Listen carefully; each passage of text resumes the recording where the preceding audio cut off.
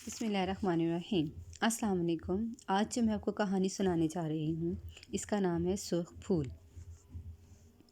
بہت عرصہ گزرا کسی ملک میں بلند و بالا برف پوش چوٹیوں والے شاندار اور پروقار پہاڑوں کے درمیان ایک سرسبز و شاداب وادی واقع تھی۔ اس وادی میں کئی چھوٹے چھوٹے دریا اور ندیاں نالے بہتے تھے۔ یہاں ایک چھوٹی سی جھیل بھی واقع تھی جس کا پانی بے حد صاف و شفاف اور نیلا تھا۔ اس جھیل کے کناروں پر گھنے سایوں والے ہرے بھرے اونچے درخت، پھلدار پودے اور رنگ برنگے پھول تھے۔ جھیل کے کنارے پر بہت سارے پھول تھے اور ان پھولوں پر تتلیاں منڈلاتی رہتی تھیں۔ وہاں بھی ایک پری زاد جو کہ اکثر کوہکاف سے اڑ کے وہاں آ جایا کرتا تھا، اسے اپنے انسانوں کی دنیا میں سیر کرنے کا بہت زیادہ شوق تھا۔ وہ اکثر انسانوں کی دنیا میں گھوما پھرا کرتا تھا۔ تو ایک دن پھولوں نے اس سے کہا کہ تم انسانوں کی دنیا میں اتنا سفر کرتے ہو، آج ہمیں کوئی سبق آموز کہانی سناؤ، اور ایسی کہانی جسے سن کے ہم بہت عرصہ یاد رکھیں۔ تو اس نے کہا کہ ان پہاڑوں کے دوسری طرف اس جگہ سے بہت دور انسانوں کے ایک ملک میں چھوٹا سا خوبصورت سا گاؤں واقع ہے۔ اس گاؤں کے لوگ بے حد محنتی اور جفاکش ہیں۔ وہ کھیتوں اور باغات میں کام کرتے ہیں اور سادگی کی زندگی گزارتے ہیں، آپس میں پیار سے رہتے ہیں۔ آج جو میں تمہیں کہانی سناؤں گا وہ احمد نامی ایک شخص کی ہے۔ یہ ایک بہت محنتی کسان ہوا کرتا تھا۔ اس کی بیوی وفات پا چکی تھی اور اس کی صرف ایک چھوٹی سی بچی تھی جس کا نام حوری تھا۔ ننھی حوری ایک بے حد خوبصورت اور پیاری سی بچی تھی۔ احمد اس سے بہت محبت کرتا تھا اور اس کا خیال رکھتا تھا۔ ننھی حوری کو ماں نہ ہونے کی وجہ سے گھر کے کام کاج کرنے پڑتے تھے، اس لیے احمد نے دوسری شادی کر لی تاکہ وہ عورت اس کے گھر کے کام کاج بھی کر سکے اور بچی کا بھی خیال کر سکے۔ لیکن حوری کی جو سوتیلی ماں تھی وہ اس سے بہت زیادہ گھر کے کام کاج کرواتی تھی، اسے بہت زیادہ مارتی تھی، اس سے بکریاں چرواتی تھی، اور وہ سارا دن وہ بچی مصروف رہتی تھی گھر کے کاموں میں، جس کی وجہ سے اس بچی کو نہ تو اس بچی نے کبھی اسکول دیکھا تھا اور نہ ہی کبھی اپنے دوستوں کے ساتھ کھیلنے کا اس کو ٹائم ملا کرتا تھا۔ وہ ہر وقت گھر کے کاموں میں مصروف رہتی تھی۔ اس کا باپ بھی یہ بھول چکا تھا اور اس کی طرف دھیان نہیں دیتا تھا۔ ایک دن اس کے باپ کو ایک زہریلے سانپ نے کاٹ لیا اور وہ وہیں پہ کھیتوں میں کام کرتے ہوئے وفات پا گیا۔ اس کے مرنے کے بعد تو اس کی سوتیلی ماں کا رویہ حوری کے ساتھ اور بھی برا ہو گیا۔ وہ اس پر اور زیادہ ظلم کرنے لگی اور زیادہ کام کروانے لگی۔ وہ اس کو بھوکا پیاسا رکھتی، اس کے ساتھ بالکل بھی اچھا سلوک نہ کرتی، لیکن وہ اپنی ماں کی کسی سے شکایت نہ کرتی۔ وہ ہر وقت اپنی ماں کی خدمت میں لگی رہتی، مگر وہ ایک بے حد ظالم تھی۔ ایک دن ننھی حوری بکریوں کا ریوڑ لیے پہاڑوں میدانوں میں پھر رہی تھی کہ بکری کا ایک چھوٹا بچہ اونچائی سے گر کے مر گیا۔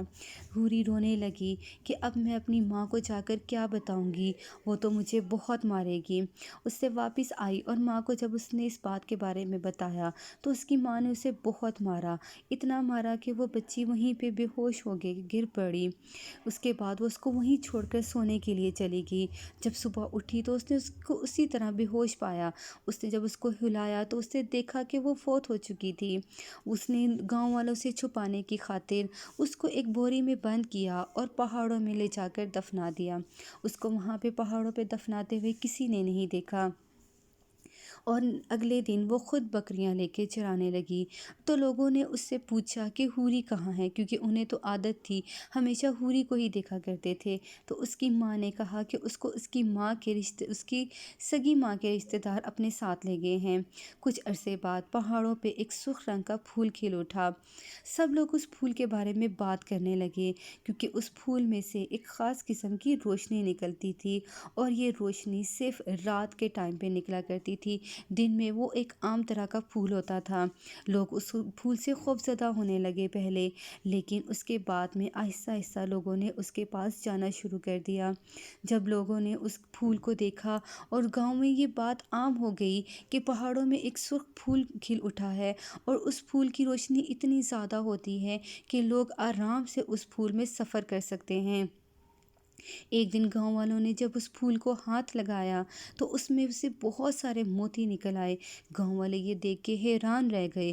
گاؤں والے لالچی نہیں تھے، لیکن انہوں نے اس پھول کو، ان موتیوں کو لے جا کر اپنے حالات سدھارنے شروع کر دیے۔ اس طرح گاؤں میں آہستہ آہستہ خوشحالی آنا شروع ہو گئی، اور ان پھول اور موتیوں کی بات جب اس کی سوتیلی ماں تک پہنچی تو اس کے دل میں بھی لالچ آ گیا۔ حالانکہ وہ ایک اچھی خاصی مالدار عورت تھی، اس کے پاس گھر زمین سب کچھ تھا، لیکن پھر بھی وہ موتیوں کی لالچ میں آ گئی۔ اس نے سوچا کہ میں بھی جا کے وہ موتی توڑ کر لے آؤں اور میں بھی اپنی حالت سدھار لوں۔ یہ سوچتے ہوئے وہ پہاڑوں کی طرف چلی گئی، لیکن جب وہ وہاں پر پہنچی تو وہ یہ دیکھ کے حیران رہ گئی کہ یہ تو وہی جگہ ہے جہاں پہ اس نے حوری کو دفنایا تھا۔ اس کو ڈر لگنے لگا، وہ واپس ہونے لگی، لیکن پھر لالچ نے اس کے قدم روک لیے اور وہ فوراً سے ان کے پاس چلی گئی۔ جب اس نے دیکھا کہ یہ پھول اتنی روشنی دے رہا ہے، اس نے اس کے پھول کو جیسے ہی ہاتھ لگایا تو اس میں سے روشنی کے بجائے بہت زیادہ موتیوں کے بجائے کانٹے نکل آئے اور اس کے ہاتھ زخمی ہو گئے۔ وہ واپس بھاگتی ہوئی گاؤں کی طرف آئی اور وہ چھپ کر لیٹ گئی۔ جب لوگوں نے اس کو دیکھا اور اس سے پوچھا کہ اس کو کیا ہوا ہے تو اس نے کچھ نہ بتایا کہ اس کو کیا ہوا ہے۔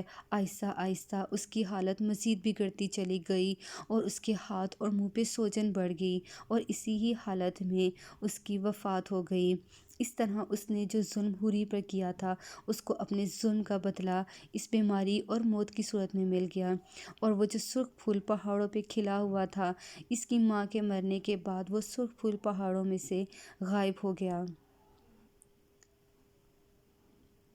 اگر آپ کو میری آج کی کہانی اچھی لگی ہے تو کامنٹ کر کے ضرور بتائیے گا۔ شکریہ۔